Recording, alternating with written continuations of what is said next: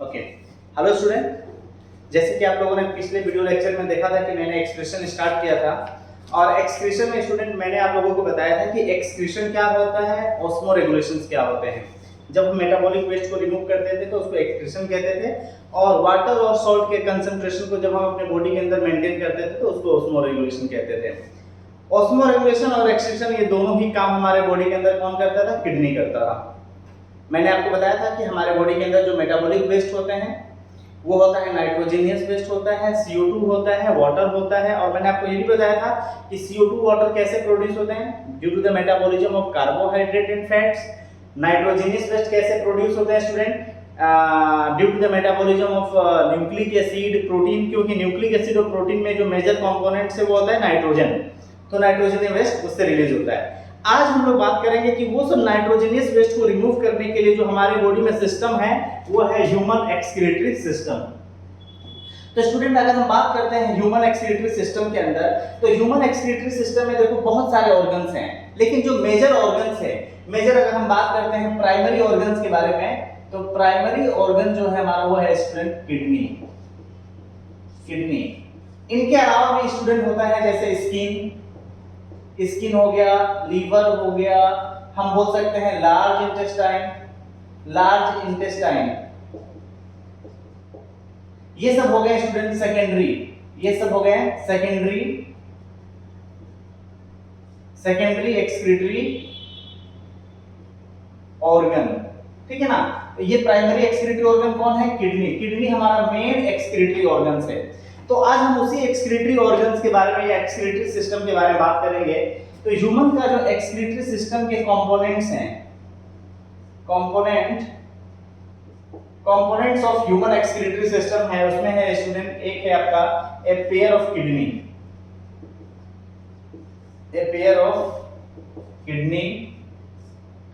दूसरा है student a pair of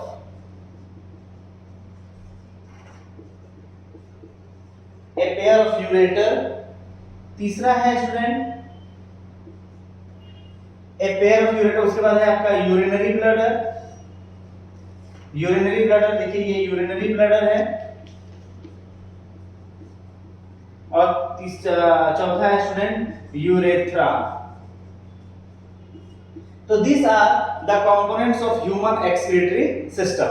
अब देखो अगर हम बात करते हैं, देखिए बच्चा ये किडनी है, किडनी को अगर थोड़ा सा और देखा जाए तो ये क्या है? किडनी। तो दो किडनी दिख रहे हैं, pair of kidney, a pair of आपका यूरेटर और ये यूरिनरी ब्लैडर और देखिए यूरेथ्रा। यहाँ पर देखो स्टूडेंट मैंने यूरेथ्रा का साइज देखो दिखाया है कि मेल के अंदर जो यूरेथ्रा का साइज होता है वो लगभग 16 से 20 सेंटीमीटर होता है और फीमेल के अंदर जो यूरेथ्रा होता है वो 4 से 4 सेंटीमीटर के आसपास होता है। मतलब हम बोल सकते हैं कि फीमेल यूरेथ्रा जो होता है वो छोटा होता है। क्लियर है स्टूडेंट? तो अब हम देखेंगे कि किडनी को डिटेल समझेंगे कि किडनी क्या होता है, कहाँ ये लोकेट करता है, ठीक है?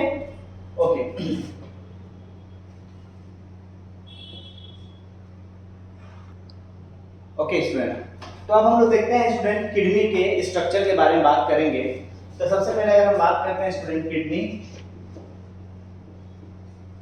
देखो तो किडनी जो होता है बच्चा ये एक बीन शेप्ड ऑर्गन है। कैसा है? बीन शेप्ड ऑर्गन है। इसके बारे में अगर हम बात करते हैं, देखो स्टूडेंट, तो किडनी के अंदर जो ब्लड लेके आता है, उसको हम लोग बोलते हैं रीनल आर्टरी।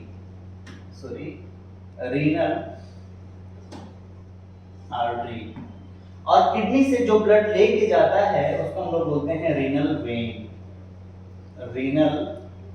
वेन। तो बच्चा अगर आप देखोगे कि किडनी के अंदर जो ब्लड आ रहा है, ठीक है ना, और ये देखो ब्लड यहाँ से जा रहा है। तो जब किडनी के अंदर ब्लड आता है तो उसके अंदर O2 का कंसंट्रेशन ज्यादा होता है और याद रखिएगा O2 का कंसंट्रेशन ज्यादा होता है, साथ ही साथ यूरिया जो होता है वो भी क्या होता है? ज्यादा होता है, ठीक है ना। क्लियर है? और जो ब्लड फिल्टर होके जा रहा है यहाँ पर CO2 ज्यादा होता है, ठीक है ना, CO2 ज्यादा होता है और यूरिया जो होता है वो लेस होता है, ठीक है ना। ब्लड फिल्टर हो चुका मतलब यूरिया उसमें से रिमूव कर दिया गया। अगर आप देखोगे बच्चा ये किडनी का, तो किडनी में आउटर लेयर्स होते हैं, जैसे पहला जो लेयर होता है उसको हम लोग बोलते हैं रीनल कैप्सूल, रीनल कैप्सूल्स। नीचे जो लेयर है स्टूडेंट बीच में, इसको हम लोग बोलते हैं, ये फैटी लेयर से बना होता है, एडिपोस लेयर है, एडिपोस लेयर। और नीचे वाला लेयर जो होता है वो है रीनल फैसिया, रीनल फेशिया। अगर हम किडनी को देखते हैं स्टूडेंट, तो किडनी को दो भाग में बांट दिया गया है। इंटरनल जो स्ट्रक्चर, अंदर वाला जो स्ट्रक्चर है स्टूडेंट, वो है, इसको देखिए, इसको हम लोग रीनल मेडुला बोलते हैं, या मेडुला पार्ट, मेडुला। और बाहर का पार्ट जो बच्चा वो है कॉर्टेक्स रीजन। क्या है? कॉर्टेक्स। हम किडनी है, किडनी के बारे में पढ़ सकते हैं, फिर पढ़ रहे हैं तो हम लोग इसको रीनल कॉर्टेक्स कहेंगे और इसको रीनल मेडुला। अगर हम बात करते हैं स्टूडेंट, तो देखो यहाँ पर रीनल मेडुला में देखिए ये ऐसे कुछ पिरामिड लाइक स्ट्रक्चर्स होते हैं।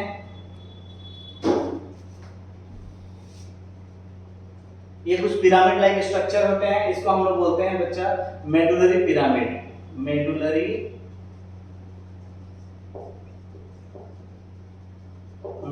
पिरामिड। ठीक है ना?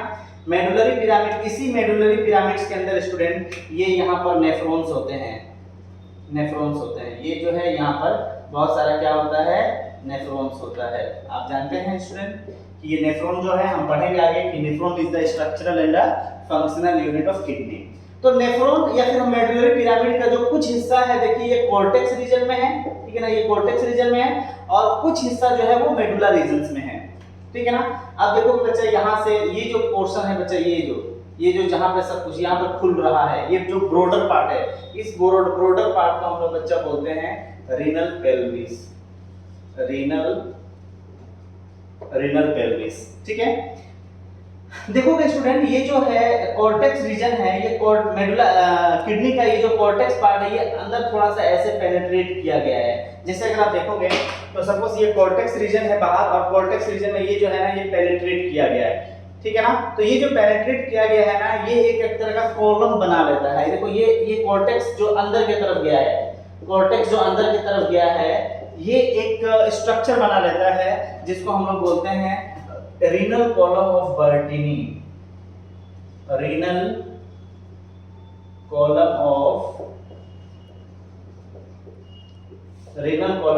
बर्टिनी। क्लियर है स्टूडेंट? ओके, तो अब देखिए बच्चा, ये हमारा नैरली क्या है, ओवरव्यू मैंने किडनी के बारे में थोड़ा सा बताया, ठीक है ना। यहाँ पर अगर आप देखोगे स्टूडेंट, तो इस किडनी के अंदर क्या है, ये जो मेडुलरी पिरामिड है, मेडुलरी पिरामिड में क्या प्रेजेंट होता है? नेफ्रॉन। और आप जानते हैं कि नेफ्रॉन, एक किडनी में लगभग 1 मिलियन के आसपास नेफ्रॉन होते हैं। तो अगर हम किडनी के जनरल के बारे में बात करते हैं स्टूडेंट, इसके हम डायमेंशन के बारे में बात करते हैं किडनी, तो किडनी क्या है? It is a bean shaped organ, rajma, bean shaped,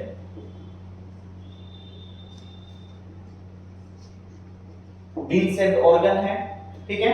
अगर हम बात करते हैं स्टूडेंट इसका लेंथ,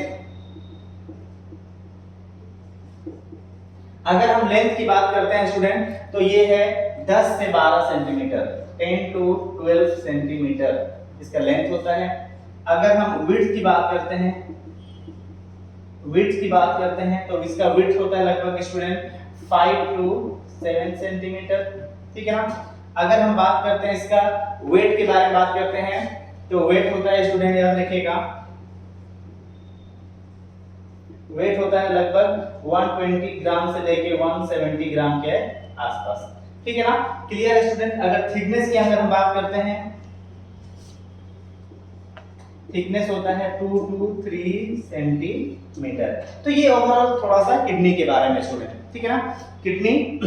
अब हम लोग बात करेंगे कि किडनी के अंदर जो मेन स्ट्रक्चरल, जो मेन फिल्ट्रेशन यूनिट है स्टूडेंट, वो होता है नेफ्रॉन, ठीक है ना स्टूडेंट। तो अब हम लोग नेफ्रॉन के बारे में बात करेंगे, ओके स्टूडेंट। तो अब हम लोग बात करेंगे कि नेफ्रॉन क्या है। तो स्टूडेंट आप जानते हैं कि किडनी के अंदर, किडनी क्या करता है? ब्लड को फिल्टर करता है। किडनी में जो ब्लड आ रहा है स्टूडेंट, वो अनफिल्टर्ड है, मतलब उसके अंदर यूरिया है, और साथ ही साथ याद रखना है कि उसमें ऑक्सीजनेटेड ब्लड आ रहा है। हार्ट जब पंप किया तो किडनी को भी ब्लड भेज रहा है, तो हार्ट जब पंप करता है तो ऑक्सीजनेटेड ब्लड बाहर निकलता है, बॉडी को देता है। तो वो ऑक्सीजनेटेड ब्लड है लेकिन क्या है, अनफिल्टर्ड ब्लड है, मतलब उसमें यूरिया है। तो उसी यूरिया को फिल्टर करना है, कौन फिल्टर करेगा, किडनी। और किडनी के अंदर ऐसा कौन सा यूनिट है जो फिल्टर करता है ब्लड को, वो होता है बच्चा नेफ्रॉन। तो हम लोग बात करते हैं नेफ्रॉन क्या है, तो पहले लिख देते हैं कि nephron is the structural and functional unit of kidney. Nephron क्या है स्टूडेंट, अगर हम बात करते हैं नेफ्रॉन के, nephron is the structural and the functional unit of kidney. अगर हम बात करते हैं स्टूडेंट नेफ्रॉन में, तो लगभग वन किडनी में, एक किडनी में, सिंगल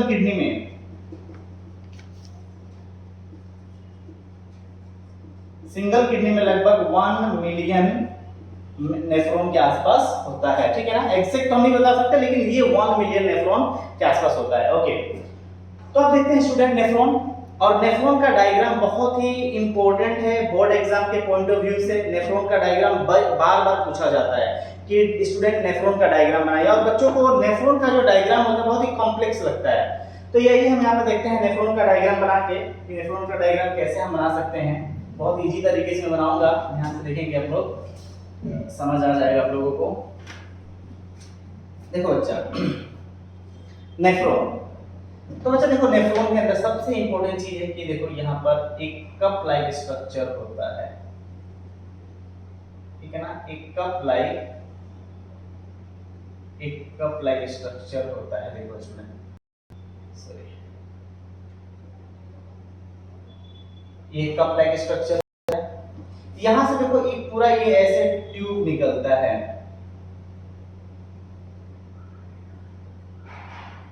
ये ट्यूब थोड़ा स्ट्रेट हो जाता है ऐसे, ठीक है। थोड़ा ट्यूब और ज्यादा नैरो हो जाता है,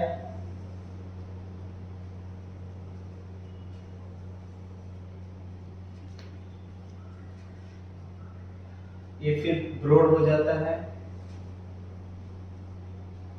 फिर यहां से देखो ये ट्यूब जो होता है वो बहुत ही ज्यादा कोल्ड स्ट्रक्चर बना देता है।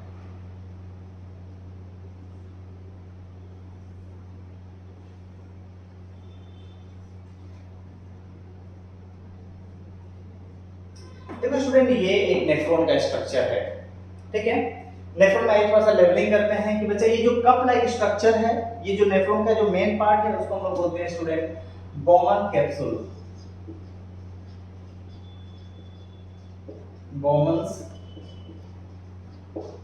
बोमन्स कैप्सूल, ठीक है स्टूडेंट।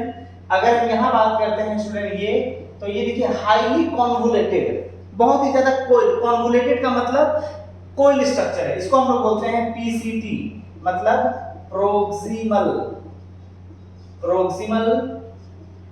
कॉन्वोलेटेड ट्यूब, ठीक है ना। ये प्रोक्सिमल कॉन्वोलेटेड ट्यूब है स्टूडेंट। देखो ये जो स्ट्रेट है इसको हम लोग बोलते हैं लूप ऑफ हेनली या हेनलीज लूप। तो जो लूप ऊपर से नीचे आ रहा है स्टूडेंट उसको हम लोग बोलते हैं असेंडिंग, ठीक है ना। असेंडिंग हेनली लूप, और जो नीचे से ऊपर जा रहा है उसको हम लोग बोलते हैं डिसेंडिंग हेनलीज लूप, ठीक है ना। डिसेंडिंग हेनलीज लूप, ठीक है स्टूडेंट। और देखो बच्चा ये जो हाईली कॉन्वोलेटेड ट्यूब, दूसरा जो हाईली कॉन्वोलेटेड ट्यूब है स्टूडेंट इसको हम लोग बोलते हैं डीसीटी। डीसीटी का मतलब होता है डिस्टल कॉन्वोलेटेड ट्यूब, ओके। और ये जो है स्टूडेंट ये है क्या है, कलेक्टिंग डक्ट, ठीक है ना। कलेक्टिंग डक्ट मतलब जो भी यूरिन बनेगा, जो भी ब्लड फिल्टर होकर जो यूरिन बनेगा वो कलेक्टिंग डक्ट से स्टूडेंट कहां चला जाएगा, रीनल पेल्विस में, रीनल पेल्विस से कहां चला जाएगा, यूरेटर में चला जाएगा। क्लियर है स्टूडेंट यहां तक। देखिए इसको हम लोग बोलते हैं पीसीटी। पीसीटी का मतलब होता है प्रोक्सिमल कॉन्वोलेटेड ट्यूब। कॉन्वोलेटेड का मतलब कि हाईली कॉइल्ड है, और प्रोक्सिमल मतलब पास, किसके पास, बोमन कैप्सूल के पास। तो वो कॉन्वोलेटेड ट्यूब जो बॉमन कैप्सूल के पास होता है उसको हम लोग बोलते हैं प्रोक्सिमल कॉन्वोल्यूटेड ट्यूब, और वो कॉन्वोल्यूटेड ट्यूब जो पीसीटी से दूर है, सॉरी बॉमन कैप्सूल से दूर है, उसको हम लोग बोलते हैं डिस्टल कॉन्वोल्यूटेड ट्यूब। अब देखो स्टूडेंट कि यहां पर जो ब्लड को लेके आ रहा है स्टूडेंट, जो किडनी के अंदर जो नेफ्रॉन के अंदर जो ब्लड को लेके आ रहा है फिल्टर करने के लिए, उसको हम लोग बोलते हैं बच्चा, देखिए ये थोड़ा सा ब्रॉडर होता है, इसको हम लोग बोलते हैं एफरेंट आर्टरियोल।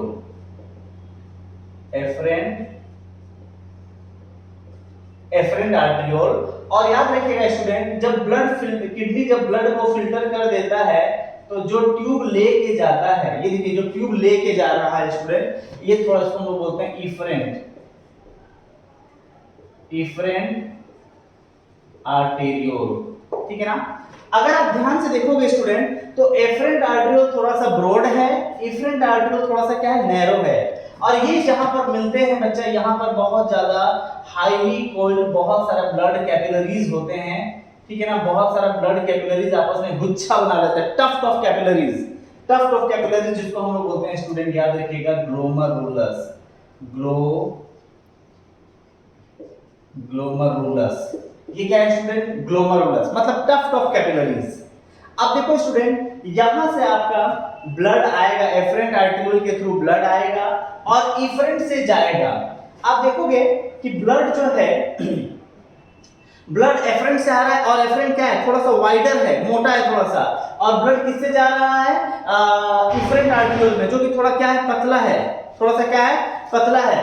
तो अब होगा क्या स्टूडेंट कि जो ब्लड यहां से आया है और यहां से जाएगा, देखिए मोटे से आ रहा है और पतले से जा रहा है, तो यहां पर एक प्रेशर क्रिएट होता है, यहां पर क्या होगा, एक प्रेशर क्रिएट होता है। आप वैसे भी देखते हैं स्टूडेंट कि जब आप पाइप में पानी आप डालते हैं और पाइप को अगर दबा देते हैं तो पानी तेजी से जाता है, उसका प्रेशर क्या होता है, बढ़ जाता है।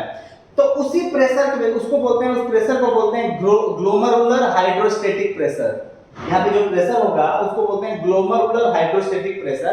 और उस प्रेशर के वजह से ब्लड क्या है, ब्लड का कुछ पार्ट जो बहुत ही छोटे-छोटे पार्ट में यहाँ पे कलेक्ट हो जाएगा, यहाँ पर कलेक्ट हो जाएगा, और जो ब्लड का जो बड़े पार्टिकल्स हैं जैसे WBC, RBC, प्लेटलेट्स, ये सब क्या है, बड़े पार्ट से ये सब क्या हो जाएंगे, फिल्ट्रेट के थ्रू इफरेंट आर्टेरियोल में चले जाएंगे, वो फिल्टर्ड ब्लड है। यहाँ पर जो कलेक्ट हुआ स्टूडेंट, जिसको हम लोग बोलते हैं फिल्ट्रेट, या फिर हम बोलेंगे यही फिल्ट्रेट बाद में जाके क्या बनेगा, यूरिन बन जाएगा। क्लियर है स्टूडेंट? तो उसको हम लोग नेक्स्ट क्लास में पढ़ेंगे यूरिन फॉर्मेशन में, ठीक है ना। तो आज के लिए इतना है, होप कि आपको पूरा स्ट्रक्चर नेफ्रॉन का क्लियर है। Okay student.